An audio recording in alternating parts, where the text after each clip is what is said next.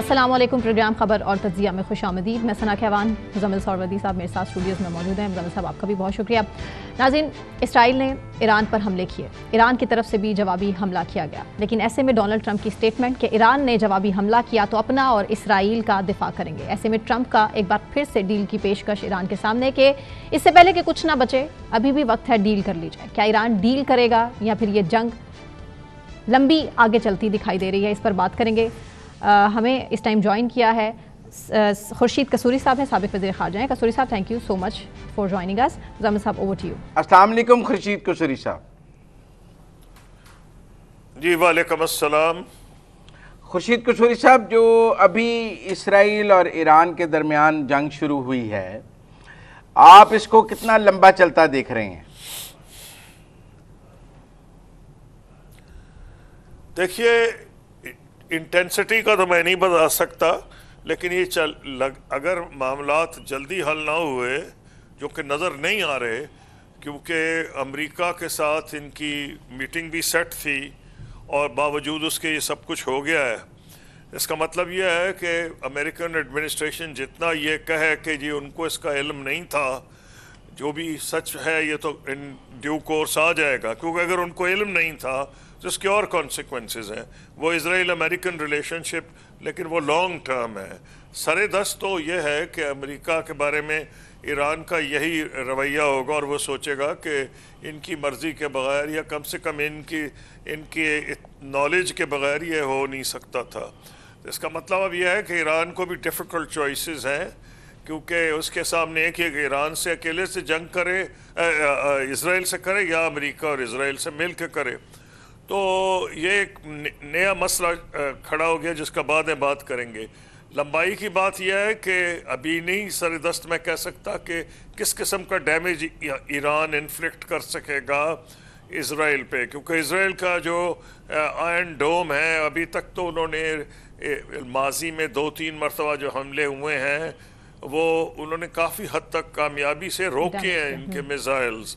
थोड़ा बहुत डैमेज ज़रूर होता है तो, लेकिन मुझे जो ख़तरा है वो ये है कि इसकी वजह से एसिमेट्रिक वॉरफेयर, जिसको आजकल के दौर में हम ये भी कह सकते हैं कि हमने बड़ी मुश्किल से 25-30 साल के एफर्ट के बाद जो टेररिस्ट तंजीमें दुनिया में पैदा हुई थी उन्हें कंट्रोल किया, और हम तो आज तक कीमत भुगता रहे। जो इस्लामिक स्टेट खुरासान हमारे बॉर्डर में बैठी हम पे हमले किए जा रही है और मुल्कों पे भी कर रही है, तो उसमें इस किस्म की चीज़ मज़ीद बढ़ सकती है।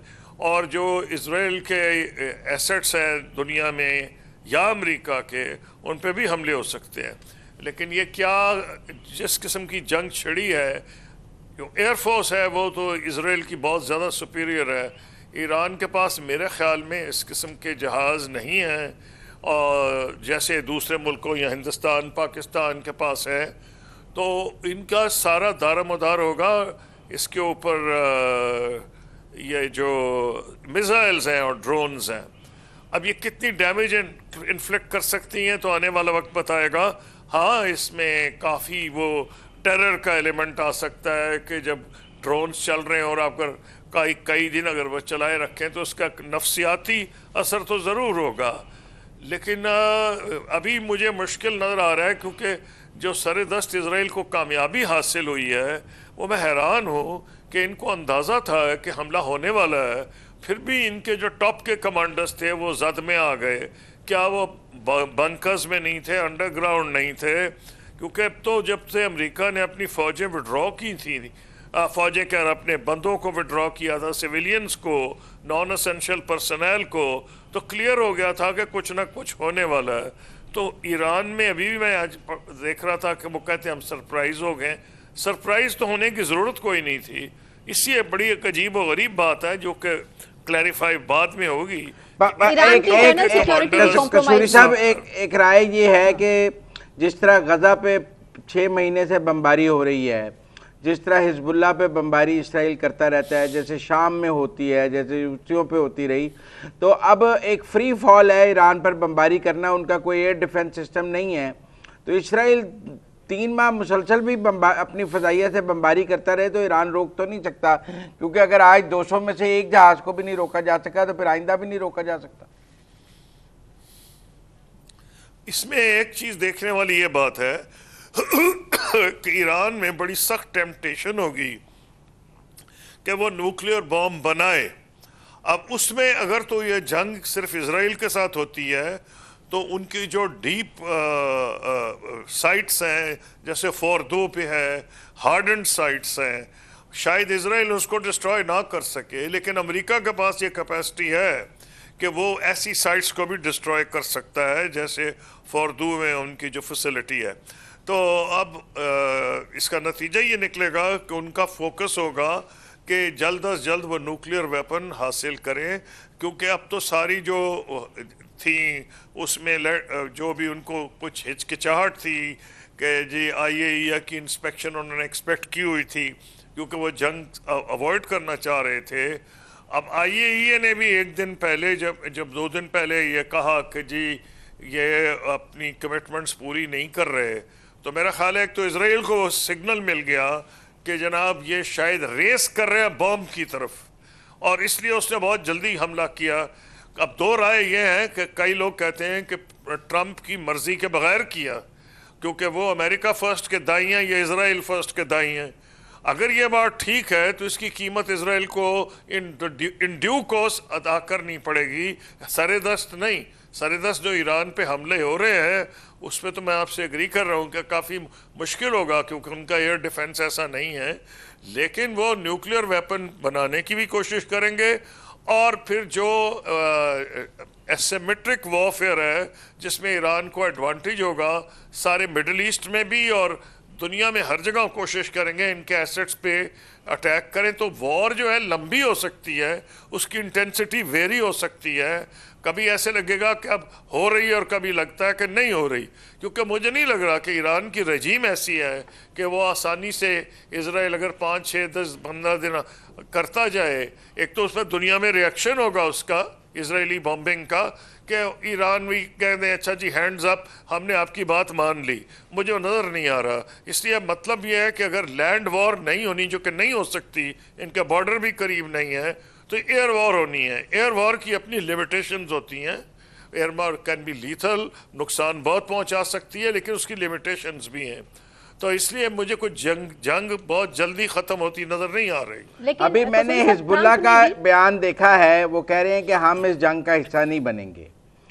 एक राय है, हमास को वो डिसमेंटल कर चुके हैं, हिजबुल्लाह को बहुत हद तक नुकसान पहुंचा चुके हैं, हुसी जो हैं वो सुलह कर चुके हैं। तो आपको नहीं लगता जितनी प्रॉक्सीज थी दे आर डन, वो कहीं ना कहीं इसराइल उनको फिनिश करने के बाद ईरान की तरफ आया? 2-3 फैक्टर्स हैं इसमें जो हमें जज करना पड़ेगा, जिसकी वजह से इसराइल ने यह किया है।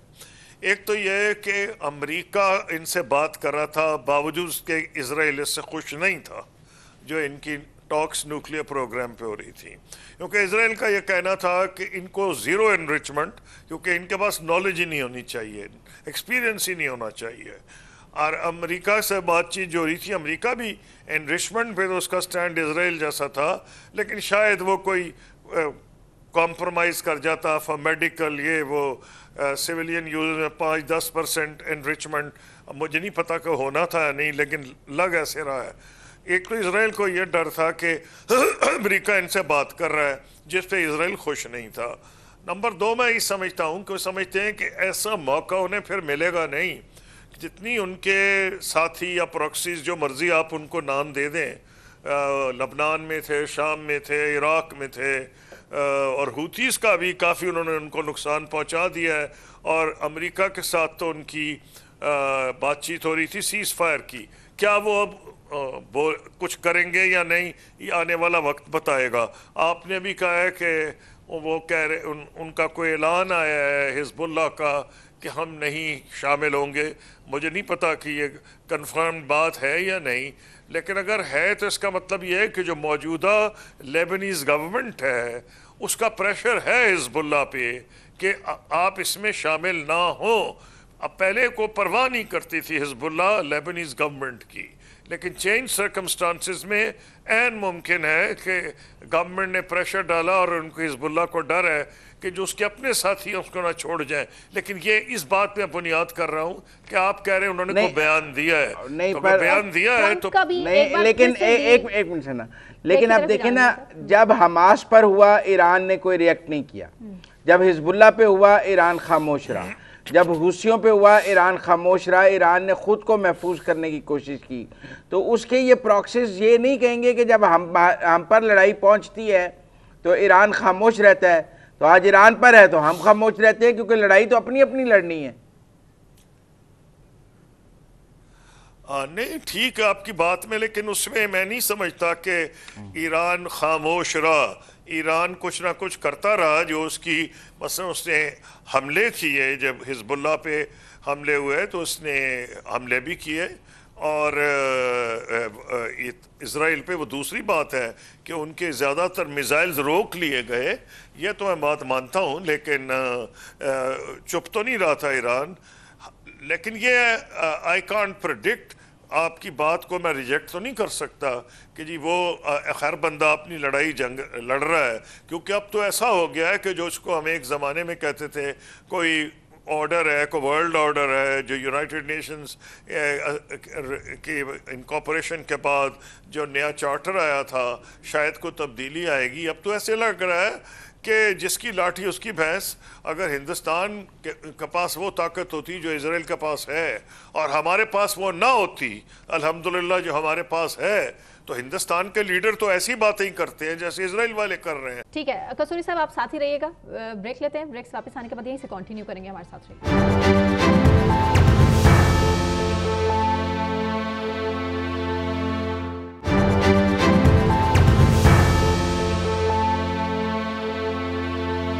Welcome back. कसूरी साहब हमारे साथ ही मौजूद है, मुजम्मिल सौरवर्दी साहब भी हमारे साथ स्टूडियो में मौजूद है। कसूरी साहब, ट्रंप ने ईरान को एक बार फिर डील ऑफर की है। पहले भी 5 मुज़ाकरात के दौर ख़त्म हुए और इतवार को जो होना था वो एक्सपेक्टेड था, लेकिन अब नहीं हो सकता, ईरान की तरफ से उसको ख़त्म किया गया। आपको लगता है कि ट्रंप का एक बार फिर से डील ऑफर करना ईरान एक्सेप्ट करेगा, क्योंकि ईरान के पास मजीद नुकसान को टॉलरेट करने के और तो कुछ ऑप्शन बचा नहीं?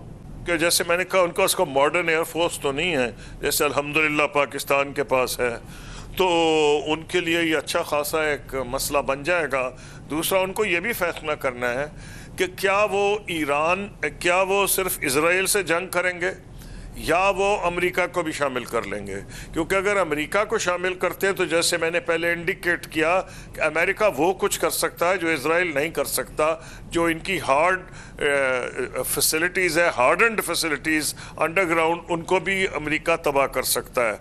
लेकिन अमेरिका को उसकी कीमत अदा करनी पड़ेगी। अमेरिका के अंदर भी डिवीज़न हो जाएगी, क्योंकि प्रेसिडेंट ट्रंप का ये कहना था कि वो वॉर्स ख़त्म करने आए और मिडल ईस्ट वॉर में तो उनको इंटरेस्ट ही कोई नहीं, और अगर वो इसमें फिर फंस जाते हैं तो ये चीज़ लंबी चलेगी, आसानी से नहीं होगी। हाँ, ये नहीं मैं कह रहा कि कोई डेली ज़बरदस्त किस्म की होंगी, लेकिन ये वॉर स्लो पेस पे चलेगी। हमले होंगे, टेररिस्ट हमले जिनको कहा जाता है वो भी होंगे, और ईरान पूरी कोशिश करेगा कि वो जवाब दे इनका। लेकिन इराक ईरान में एक फ़र्क है कि वहाँ उनके बॉर्डर मिलते थे, इसलिए जंग लंबी हुई थी, तो उसकी जंग की नौयत दूसरी थी। इसमें अगर लंबी भी होती है तो इसका जो नेचर मुख्तलिफ हो जाएगा। लेकिन हमने अफगानिस्तान में देखा था, जब एयर बॉम्बिंग उन्होंने की थी अमेरिका ने और सब ने, तो फिर वहाँ चेंज ऑफ रजीम बहुत आसानी से हो गया था और तालिबान की हुकूमत ख़त्म हो गई थी 9/11 के बाद। इधर बॉम्बिंग के बाद आप चेंज ऑफ रजीम देखते हैं कि ईरान के अंदर से ही चेंज ऑफ रजीम हो जाए? इतनी बॉम्बिंग करे इसराइल और अमेरिका के, ईरान के अंदर से चेंज ऑफ रजीम हो जाए? देखिए, इनका मकसद मेरे ख्याल में बुनियादी चेंज ऑफ रजीम है। इन्होंने बड़ी एफर्ट की है बड़ी देर से, और वहाँ कई इश्यूज उठाया है। ख़वातीन के मामले में आपको याद होगा एक मूवमेंट चली थी कि जब एक ख़ातून नौजवान उसको गोली लगी थी और वफ़ात पा गई थी, तो कई महीने मूवमेंट चलती रही है जिसको वेस्ट की कंप्लीट बैकिंग थी। लेकिन मैं समझता हूँ ऐसे वक्त अब पब्लिक ओपिनियन जो हो ईरान का, वो शायद इकट्ठा होगा, बजाय ये कि इसको वो ये समझें कि जी अब हमें चाहिए कि हम कुछ इसका फ़ायदा उठाएं। हमेशा ही होता है जब गैर मुल्की हमला हो जाए तो ईरान में जो लोग इनके ख़िलाफ़ भी होंगे उनको भी ये सोचना पड़ेगा। नंबर 2, अमेरिका को ये सोचना पड़ेगा। वो कई दफ़ा कहते हैं ना कि दे डोंट प्रे, कई दफ़ा आपकी अगर प्रेयर आंसर हो जाए, चाइनीज़ कहते थे, वो ज़्यादा डेंजरस है। ये रजीम जाए तो इसके बाद कोई और रजीम आ जाए जो उससे भी ख़राब हो, या कंप्लीट या लॉलेसनेस हो जाए जो सारे ख़त्ते को डिस्टर्ब कर दे। तो इसलिए जब ऐसी जंग शुरू हो जाए तो उसका प्रेडिक्शन करना बड़ा मुश्किल होता है। ऐसी वॉर रोकना मर्जी से नहीं रोका जा सकता, इसके कॉन्सिक्वेंसेस अनफोर्सीन हो सकते हैं, और अमेरिका के एलाइज जो इस इलाके में हैं उनके लिए भी हो सकते हैं। और सारी इस्लामी दुनिया में एक चीज़ फ़र्क किया है कि स्ट्रीट और गवर्नमेंट, सारी दुनिया, इस्लामी दुनिया में क्या सारी दुनिया में ही होता है कि मसलन जब हमास के मामले में सारे मगरिब में, अमेरिका में, यूरोप में डेमोन्स्ट्रेशन हो रहे थे इन फेवर ऑफ पैलेस्टीनियन, तो गवर्नमेंट्स जो थी वो उससे मूव नहीं होती थी इतनी आसानी से। तो इस्लामिक वर्ल्ड में तो और भी ज़्यादा ये है कि जो स्ट्रीट है इस्लामिक वर्ल्ड की, खा वो जद्दा हो, लाहौर हो, या वो मराकश का कोई शहर हो, तो वो सबके उनकी स्ट्रीट की एक ज़बान होती है, सोच होती है। उसका लॉन्ग टर्म इम्पैक्ट जो अमेरिका के एलाइज हैं इस इलाके में उन पर भी पड़ेगा। उनकी ये ख्वाहिश होगी कि जंग लंबी ना हो या रुके। इसलिए आपने देखा कि सऊदी अरब के वज़ीर ख़ारजा ने बात की है उनसे, और उन्होंने कंडेमनेशन भी की है जो अटैक हुआ है ईरान के ऊपर। आपको कोई OIC का इजलास, कोई मुस्लिम वर्ल्ड का इजलास ईरान के ऊपर होता नजर आता है जिसका फायदा तो कुछ नहीं है, जिसके को मिलकर सारे मुस्लिम वर्ल्ड बात करे, या आपको नहीं नजर आता? देखिए, जहाँ तक है ना मुस्लिम वर्ल्ड, उनको लीडर्स को भी ये सोचना पड़ेगा जो कल तक ईरान के ख़िलाफ़ थे कि पहले उनको ईरान ज़्यादा ख़तरा नज़र आ रहा था। जो मैंने तो हैंडल किए हैं ये कॉन्फ्रेंसेस, और एक ख़ास एक ऐसा मौका था, नहीं तो टाइम लंबा लग जाएगा, मैं उस तरफ नहीं जा रहा। अरब दुनिया को बड़ा एतराज़ होता था कि हमारे मामलात में क्यों इंटरफेयर कर रहा है, और वो ये समझते थे कि Iran is a bigger threat. अब जो हालात हैं उसमें इजराइल ज़्यादा बड़ी थ्रेट नज़र आने लगेगा, और ये कोई दूर की बात नहीं मैं कर रहा, क्योंकि इजराइल ने अगर इतनी आसानी से अपने ऑब्जेक्टिव्स रीच करने शुरू कर दिए तो वो फिर अमेरिका की कोई नहीं सुनेगा कि जी कैंप डेविड अकॉर्ड की खातर तुम ये करो वो करो। तो इसके बड़ी इम्प्लीकेशंस हैं जो अब जंग हो रही है। तो अच्छा, पाकिस्तान में इसका क्या इम्पैक्ट होगा? हमारे तो बॉर्डर पे है, जंग लंबी होती है, जो होता है इसका पाकिस्तान में क्या इम्पैक्ट होगा? हमें तो बहुत नेगेटिव इम्पैक्ट होगा। उसकी वजह यह है कि हमारे जो लोग हैं, और यह शिया सुन्नी का मामला नहीं है, शिया हो या सुन्नी हो, उन सब की जो सेंटिमेंट्स हैं वो ईरान के साथ हैं, इजराइल के ख़िलाफ़ हैं लोग यहाँ। और इसका मतलब यह है कि हमारे बॉर्डर पे भी इसका मतलब है कि कुछ लोग ऐसे हैं जो मामलात अपने हाथ में लेने की कोशिश करेंगे। तो हमारे तो अपने इंटरेस्ट में है कि ये वॉर लंबी ना हो, इसका हमें तो बहुत नुकसान होगा अगर ये वॉर लंबी होती है। और मेरी तो यही दुआ है कि मुस्लिम वर्ल्ड की जो लीडिंग कंट्रीज़ हैं, let's say Saudi Arabia, gulf के अंदर सऊदी अरेबिया, UAE, कतर, और वैसे तुर्की, जो दुनिया के बड़े मुल्क हैं इस्लामी दुनिया में, तुर्की, पाकिस्तान, इंडोनेशिया, अब वक्त आ गया है कि आपस में ये बैठ के बात करें, चाहे वो OIC के तहत करें या किसी तरह से करें। और मैं किसी ब्लॉक की नहीं सोच रहा कि नए ब्लॉक की ज़रूरत है, वो नया ब्लॉक तो मज़ीद मुस्लिम वर्ल्ड को डिवाइड कर देगा। मैं सोच रहा हूँ जो अहम क़ुव्वतें हैं, और इनमें ऐसी क़ुव्वतें हैं जो वेस्ट में, जिनका वेस्ट पे बड़ा इन्फ्लुएंस है, सऊदी अरब, UAE, कतर, पाकिस्तान, टर्की, इन सब के ताल्लुकात माजी में भी अच्छे रहे हैं और कईयों के आज भी अच्छे हैं। इससे ये we are entering an unknown territory, और जंग जब शुरू होती है तो ये नहीं पता होता कि ख़त्म कैसे होगी। कसूरी साहब, सजेशन तो बेहतरीन है, लेकिन इस पर अमल कौन करेगा ये तो आपको भी पता है, हमें भी पता है। बहुत शुक्रिया कसूरी साहब। मुज़म्मिल साहब, ब्रेक लेते हैं, ब्रेक से वापस आने के बाद एग्जैक्ट यहीं से कंटिन्यू करेंगे हमारे साथ।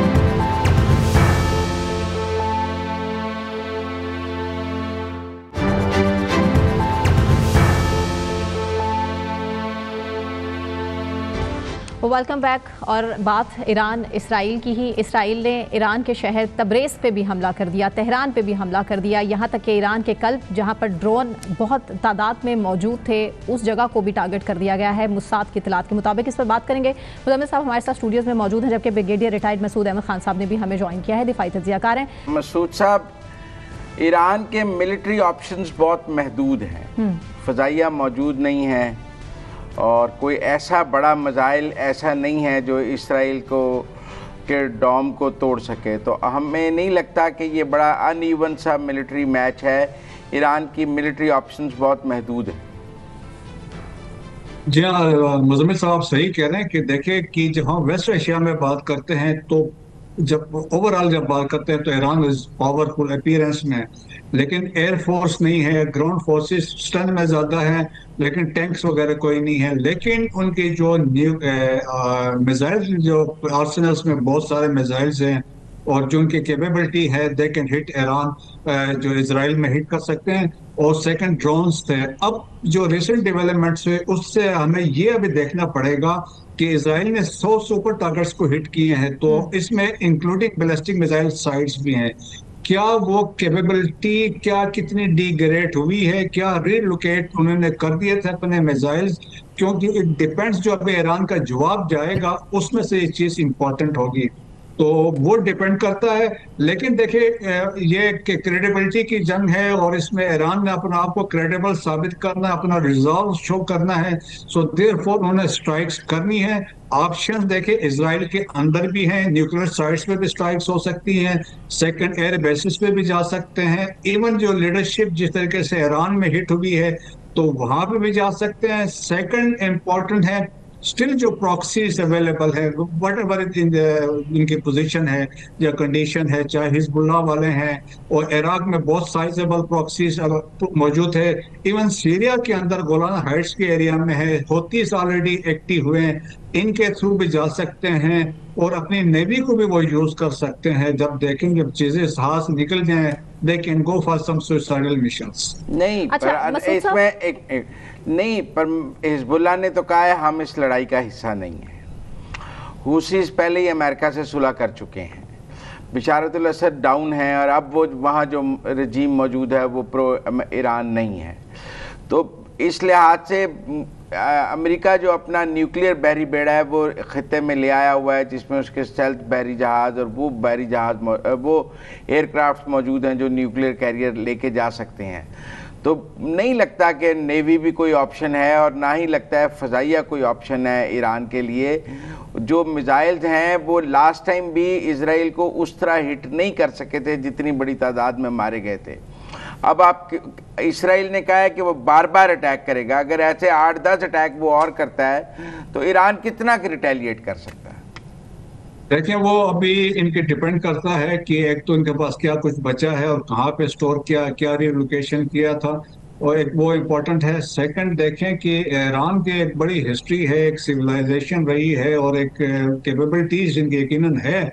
वो देखें मारो और मर जाओ वाली बात है, ईरान इस पे पीछे नहीं हटेगा, क्योंकि इनके सर्वाइवल और जो पब्लिक डिमांड होगी, जो पब्लिक प्रेशर इनके ऊपर जितना होगा वो मेरे ख्याल में नहीं है। लेकिन स्टिल आप देखेंगे कि होतीस एक्टिव होंगे और इराक के अंदर से भी लोग इसमें स्ट्राइक्स में हिस्सा लेंगे और जो इजरायली इंटरेस्ट है क्रॉस द ग्लोब उसमें भी लोगों का इंटरेस्ट स्ट्राइक्स होंगे।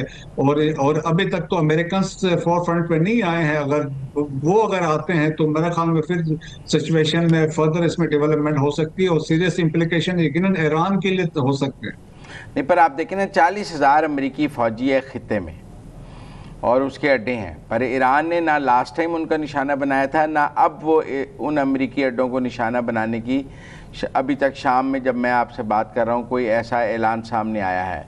वो अगर वो अमेरिकी अड्डों को निशाना नहीं बनाते और इसराइल तक नहीं पहुँच पाते तो फिर तो कोई रिजॉल्व नहीं है।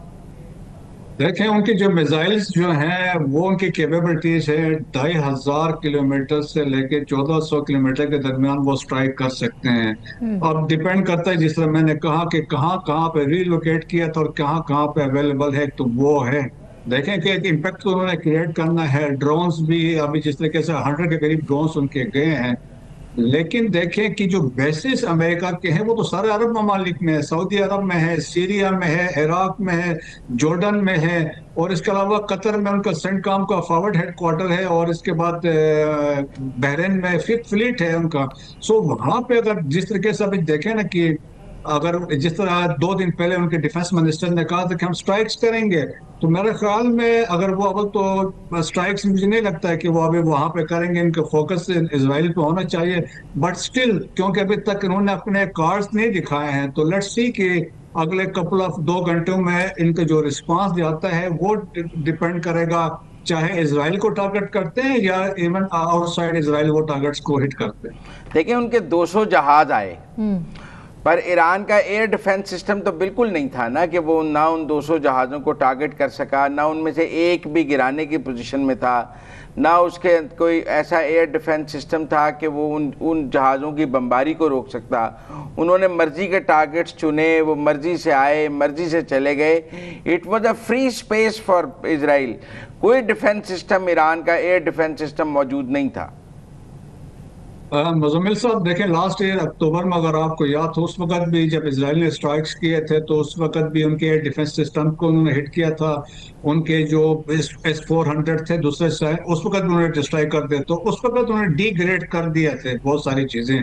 तो दैट्स वाई उन्होंने एक अपॉर्चुनिटी या उनका समय लेके एक बेनिफिट हुआ, देयरफॉर उनकी एयर डिफेंस सिस्टम कुछ रिस्पांस ही वो नहीं कर सके हैं, तो उस हिसाब से तो सीरियस एक किस्म की सेटबैक है। लेकिन देखें कि मुजम्मिल साहब, अगर हम इस सिचुएशन को रिलेट करें with that of south Asia, जिस तरीके से इसराइल ने, अब देखें हिंदू इंडिया और जो इसराइल के नेक्सस है जो पाकिस्तान के खिलाफ बहुत पहले से भी चले आ रहे हैं, 1986 में भी इनका प्लानिंग थी पाकिस्तान को स्ट्राइक्स करने के लिए, 1998 में भी थी, और बालाकोट स्ट्राइक्स में भी स्पाइस 2000 जो मिसाइल थे वो इसराइल ने दिए थे। अभी आपने रिसेंट मार्के हक में देखा, हेरोप ड्रोन्स थे वो भी इसराइली के थे, और 15 से 20 इसराइली वो श्रीनगर में बैठे हुए थे। सो इनका एक नेक्सस है। सो देखें कि जिस तरीके से ये ऑपरेशन अभी हुआ है, और मेरे ख्याल में इसको यकीनन इंडिया भी देख रहा होगा, और इंडिया इसको सोच रहा होगा कि मैं भी किसी तरीके से इसको फॉलो करूं।